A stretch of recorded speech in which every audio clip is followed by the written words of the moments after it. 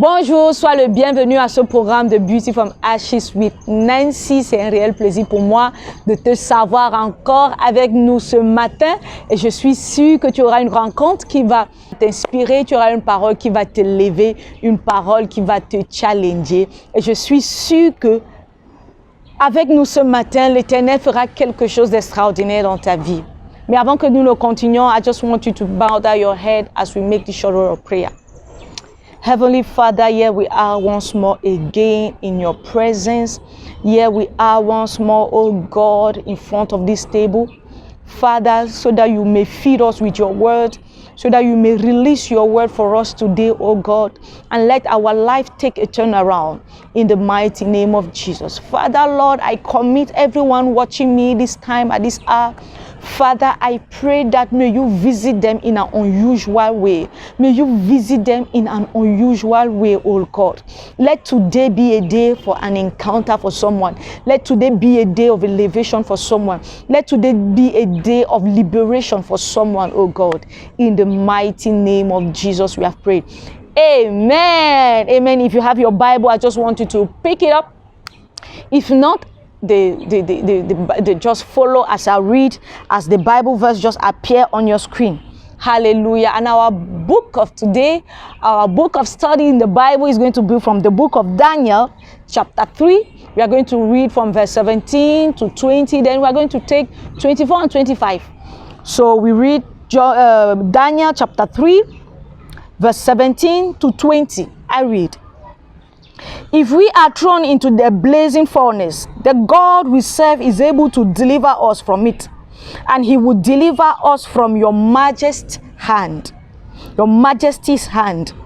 But even if he does not, we want you to know, your majesty, that we will not serve your gods or worship the image of gold you have set up. Then Nebuchadnezzar was furious with Shadrach, Meshach, and Abednego, and this attitude towards them changed. He ordered the furnace heated 7 times hotter than usual, and commanded some of the strongest soldiers in his army to tie up Shadrach, Meshach, and Abednego and throw them into the blazing furnace. Verse 24 says, Then King Nebuchadnezzar leaped to his feet in amazement and asked his advisors, Weren't there 3 men that we tied up and threw into the fire? They replied, Certainly, your majesty. Verse 25 says, He said, Look, I see 4 men walking around in the fire, unburnt and unarmed, and their foot looks like the son of the gods. Hallelujah. I just love this Bible passage. And by the word I'm going to share with you today, by the revelation the Holy Spirit has given me, we are going to share today. I believe you are going to love him more than me. You are going to have you are going to have another understanding of life as from today, in the mighty name of Jesus. And this is the story of Daniel and his brothers. This is the story of his brothers in particular, because these 4 guys were captives after the Babylonian waged forth against the children of God. They were brought into captivity to serve in the king's palace. Now, they were brought and they were selected because they were handsome. They were selected because they were great, because they were handsome, they were strong, they were young. So they were selected to be trained and to serve the Babylonians. And now Daniel and his brothers were now brought before the king's palace to be trained. And now when they were trained, it came a time that the king had a dream. The king had this dream and he wanted it to be interpreted. Let me just paraphrase it like that. He wanted it to be interpreted. So he called the magicians, he called all the soothsayers, and he asked them to give him, number 1, his dream, and secondly, to be able to interpret the dream so that he should have a clear understanding of what he dreamed about. Now, they were not supposed to give him the interpretation of the dream. They were not able to give him the dream, and they were not able to give him the interpretation of the dream. So the king ordered that everybody should be killed. So everybody was supposed to be killed, Daniel and his brothers inclusive. So it came to pass now, when Daniel heard that, Daniel asked the king to give him some moment to be able to inquire of the Lord what God is talking about, or what was the king's dream. Now, the king now had a solution. Let me say, Daniel gave to the king a solution. He gave to the king a solution. He gave to the king an interpretation. Hallelujah. He gave to the king an interpretation. Now, it happens that when the king, because the king was now satisfied with the interpretation Daniel and his brothers gave to him, they made him to, now the king gave them positions in his kingdom. That is not where I'm going to. That is why I am just vague in the resume. Now, it came a time where the king became so great, and he ordered that they should make for him a gold calf that the people, the men in the city, have to worship. And now he declared, it was a decree in the kingdom, in the palace, that everybody at the sound of the trumpet should bow down his knees and worship that gold calf. Now, Shadrach, Meshach, and Abednego decided not to bow in front of that gold calf. Hallelujah. And I am so fascinated with their tenacity, with their conviction, with their faith. They told the king that we will not bow to your God, because we know the God we serve.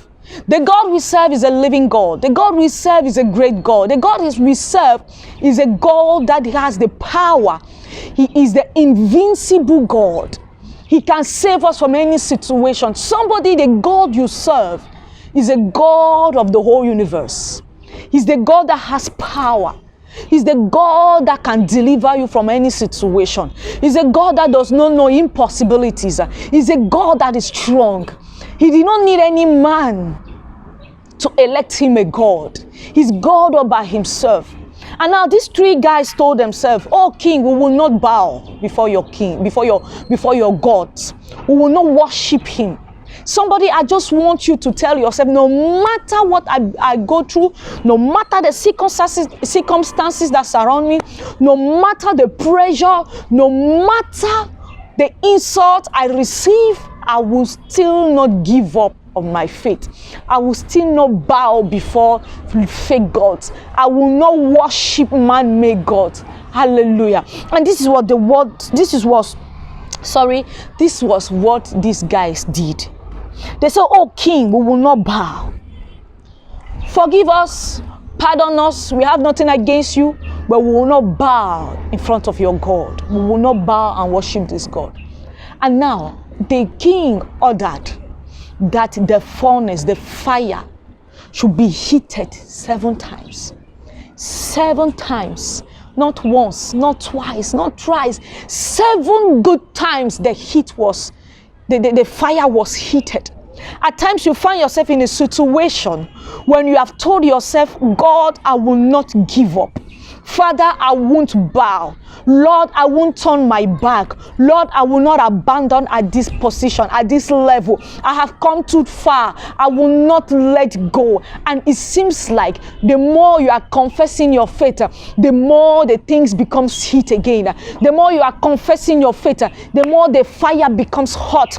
The more you are confessing your faith, the more the challenges become fierce. The more you are confessing your faith, the more the difficulties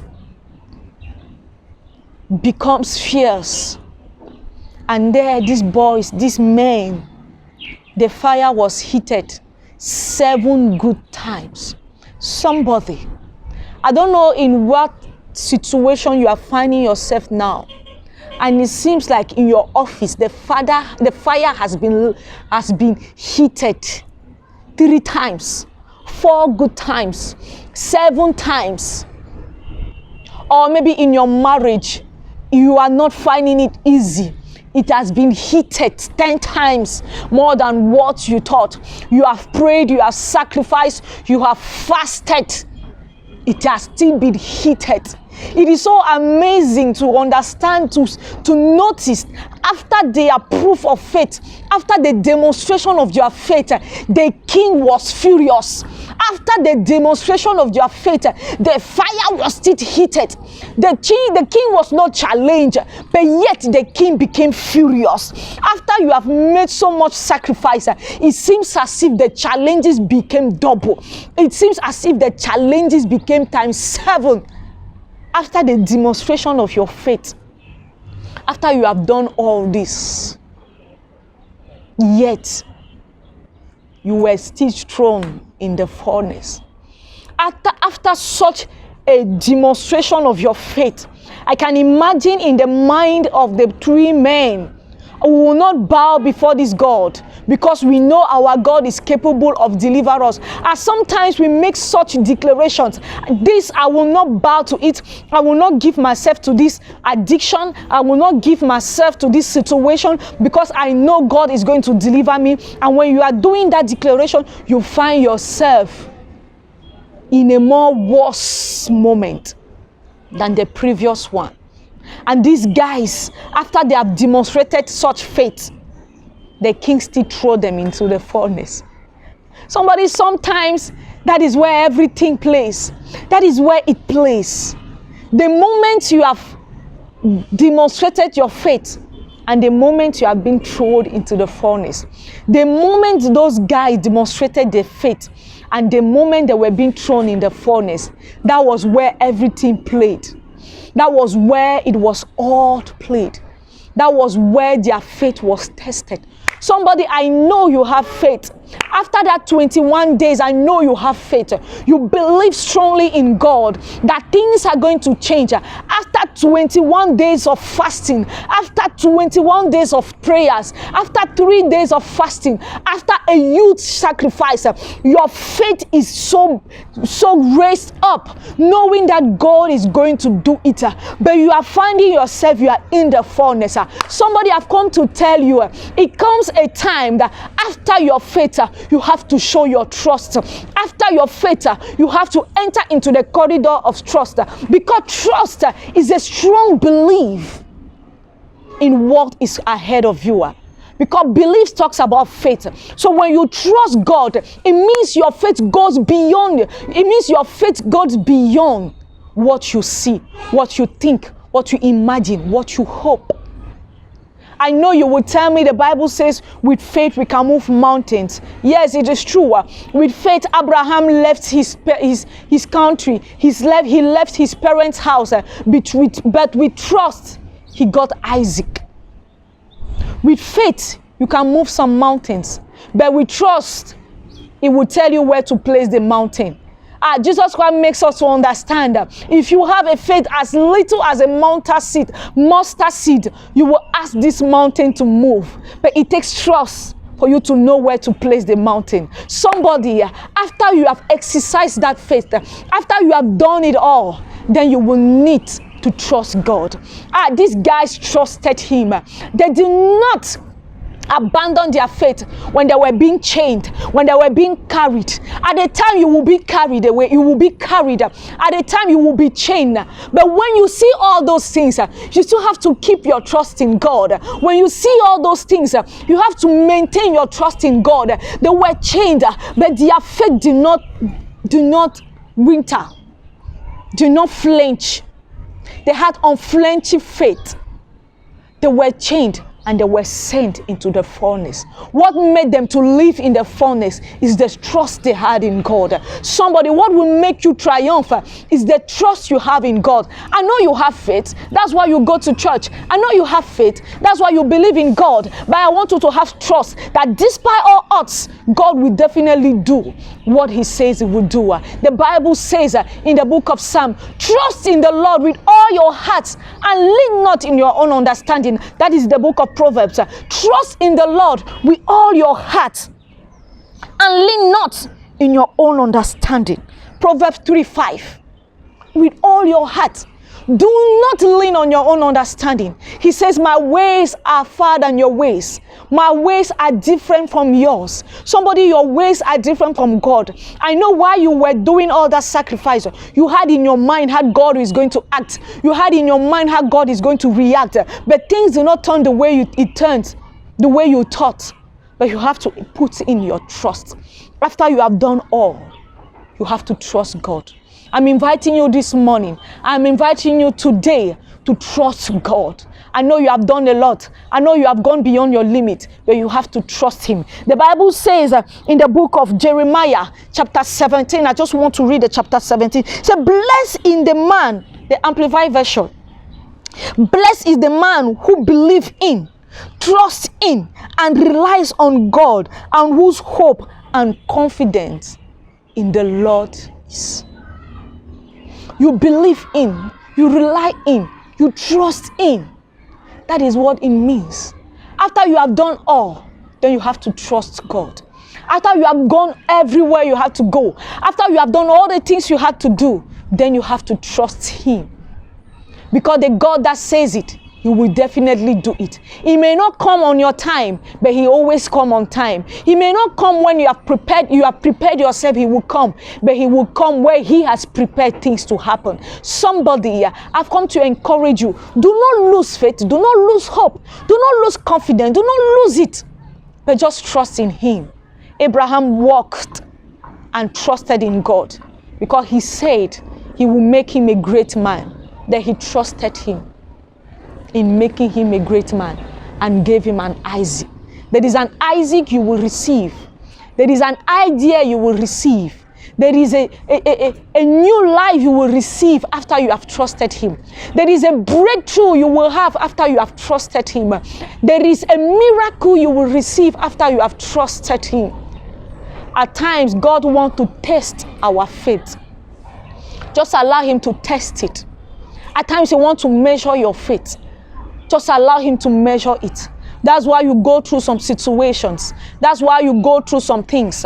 The people around you have not gone through half of what you have gone through, but they have had their miracles. But you had to go through what you have gone through. Because there is an Isaac you need to have. Because you will be a father, you will be a mother, you will be a savior, you will be a community savior, you will be a national savior, you will be a world savior. That's why you will need to go beyond it and trust God. I invite you this morning to just trust him. Trust him in all your ways. Trust him in everything you do. Tell him, Lord, I have no hope anywhere. I have no option anywhere. I just have you. And I want to trust you. And if you trust God, by faith tonight, I pray God will visit you in an unusual way in the name of Jesus. I pray by the reason of this word, there is going to be an illumination. And wherever your strength has failed you, you will receive strength again in the mighty name of Jesus. You will receive strength again in the mighty name of Jesus. You will rise again on your feet and continue your journey in the mighty name of Jesus. In Jesus' precious name we have prayed. Amen. I know you have been blessed. I know this word has blessed you as it has blessed me. I know you have been so blessed. And I pray that the God Almighty who has released his word will manifest himself in your life in the mighty name of Jesus. Till we meet again, let the presence of God never depart from you. Till we meet again, let the Holy Spirit keep speaking to you and let him inspire you in a new dimension in the mighty name of Jesus. Stay blessed.